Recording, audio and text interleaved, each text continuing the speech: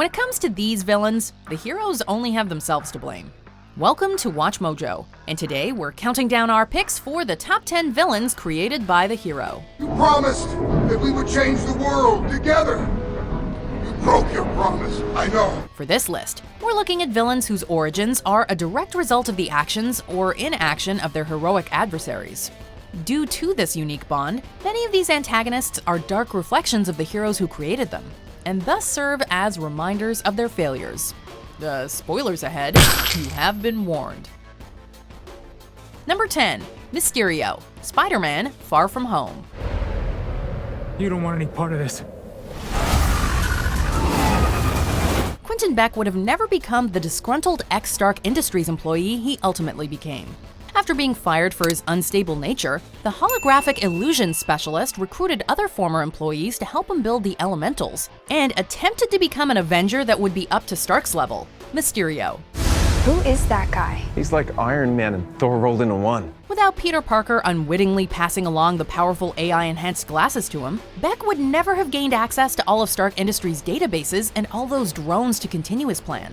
As such, this supervillain actually came about thanks to two Marvel superheroes, and he proved to be quite the mentor turned foe for the web-slinger. It's really nice to have somebody to talk to about superhero stuff, you know? Anytime. Number 9, Megamind. How did it all come to this, you ask? My end starts at the beginning. Megamind's origin is perhaps the most subversive of the classic hero versus villain dynamic. In this film, the villain is portrayed as more or less an innocent victim of the bullying hero, and is driven to malevolence because of his oppression. Could this be what I was destined for? A dream life filled with luxury? Apparently not. Because of Metro Man's hogging of the spotlight and adulation, Megamind realizes the only way for him to achieve recognition is to define himself as Metro Man's nemesis. The film makes it clear from their childhoods that Metro Man's attention-seeking behavior and conceited nature drove Megamind to this villainous path, which not only elicits sympathy for Megamind, but also contempt for his heroic archenemy. Then it hit me. If I was the bad boy, then I was going to be the baddest boy of them all. Number 8, Chris DAmico, Kick-Ass 2. It's amazing! I feel so alive! I know who I am. I know why I'm here. The son of mob boss Frank DAmico, Chris DAmico begins his supervillain career as the false superhero Red Mist to earn Kick-Ass's trust and then hand him over to his father. Although Kick-Ass doesn't turn out to be the threat Chris initially thought him to be, he does end up killing Frank and leaves Chris fatherless. Thirsty for vengeance, Chris creates the persona of the mother and sets out to kill Kick-Ass. I know what my role is in this, Javier. My dad was a crime boss, so it just makes sense. I'm a supervillain. It's evolution. Despite being a comic book fan, Chris immerses himself in the role of a supervillain and defines himself in direct opposition to Kick-Ass. Another case of a villain's existence hinging upon the presence of the hero. You're gonna pay for what you did to my dad. Your dad? You blew up my dad with a bazooka. Number 7, Black Manta, Aquaman. Who the hell are you? Maybe this will jog your memory. His real name is David Kane, and his father was Jesse Kane. As part of a team of pirates hired by Atlantis' king Orm Marius to commandeer a nuclear sub, David and Jesse soon find themselves face to face with the king's half-brother, Arthur Curry. The subsequent fight results in Jesse being trapped in a sinking submarine, with Aquaman refusing to save his life. Wait! Help me, he's trapped! You can't leave him like that! Please! You killed innocent people. You're asked to seek for mercy. Of course, David blames Aquaman for all of this and vows revenge. He gets help from Orm in the form of a special battlesuit, takes on the supervillain name of Black Manta, and once again comes face to face with the titular Aquaman. And this time, it's a battle to his apparent death. But now I have Atlantean steel!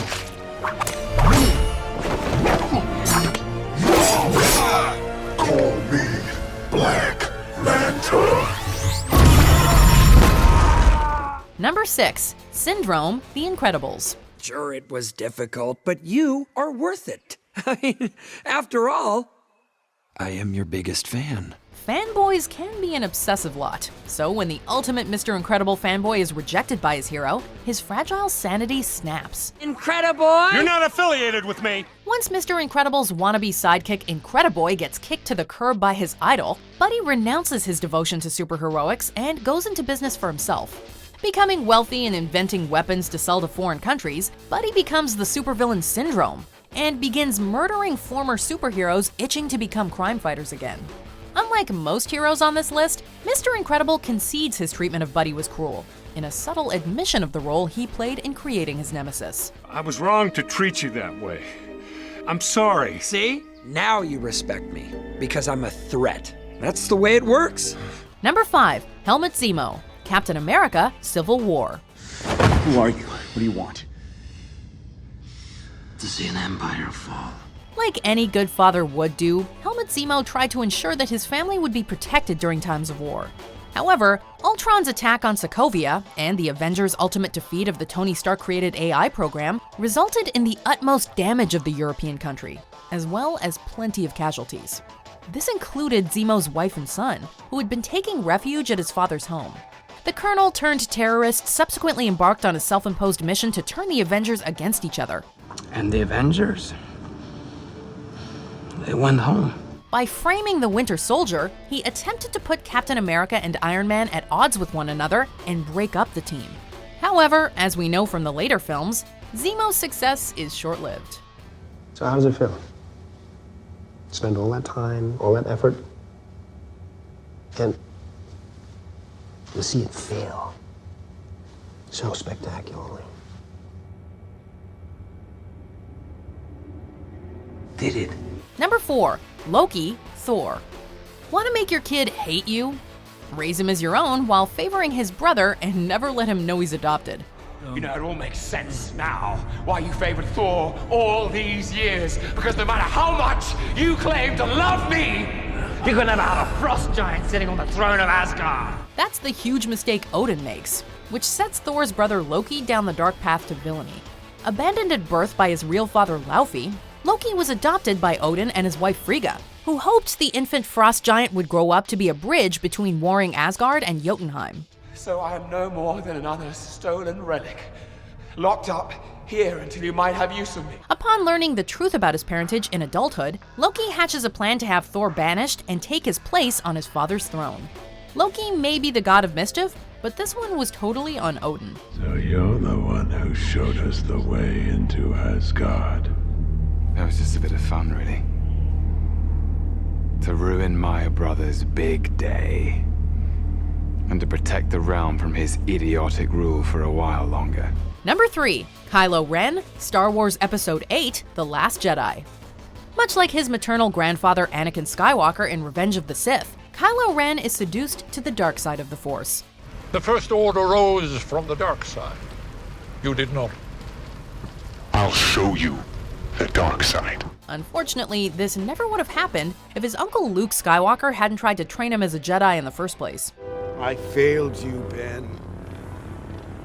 I'm sorry. I'm sure you are. Luke takes things even further, however, believing his failure means that the Jedi shouldn't continue, and declines to join the Resistance. But perhaps what's most striking about Kylo's turn is Luke's realization that Ren was being corrupted by the First Order Supreme Leader Snoke, which leads to his briefly considering killing Han Solo and Leia Organa's son. Luke is prevented from following through when his nephew betrays him and trashes the Jedi Temple. And as such, Kylo goes on to become the Supreme Leader of the First Order. The Supreme Leader is dead. Long live the Supreme Leader. Number 2. Ultron, Avengers Age of Ultron. This could be it, Bruce. This could be the key to creating Ultron.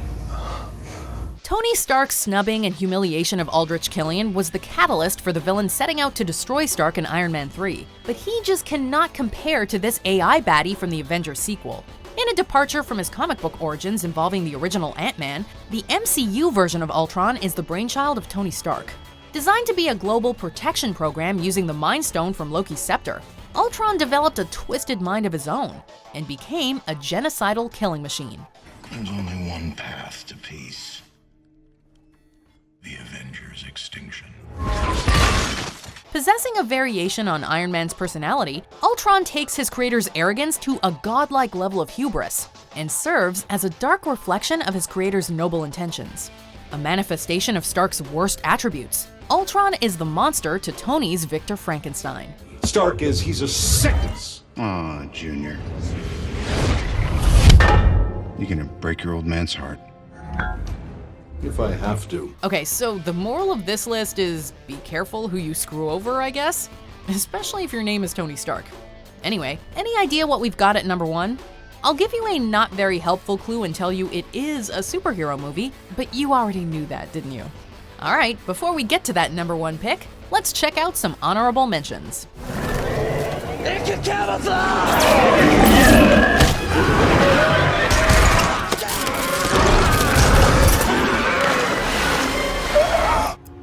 A boy, angry and alone, laid out in front of him the bad path. I saw it.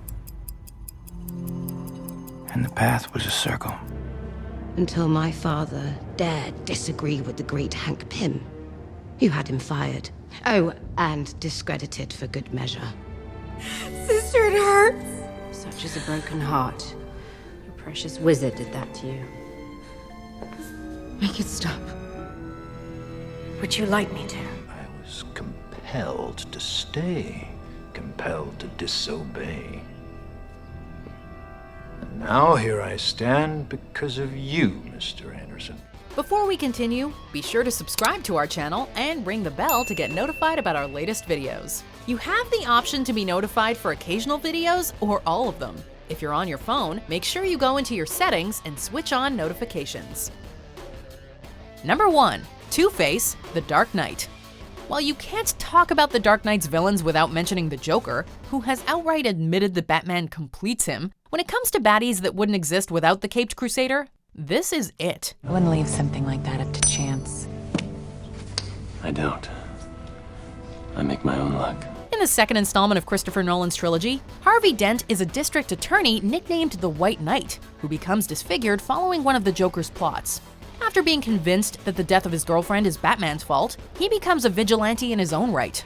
While he seeks revenge against the Dark Knight and anyone else he thinks is involved in Rachel's untimely demise, we witness an ensuing character transformation and a killing spree determined by the flip of a coin that make up quite the journey from good guy to bad. What happened to Rachel wasn't chance. We decided to act. We three. Then why was it me who was the only one who lost everything? Do you agree with our picks? Check out this other recent clip from WatchMojo, and be sure to subscribe and ring the bell to be notified about our latest videos.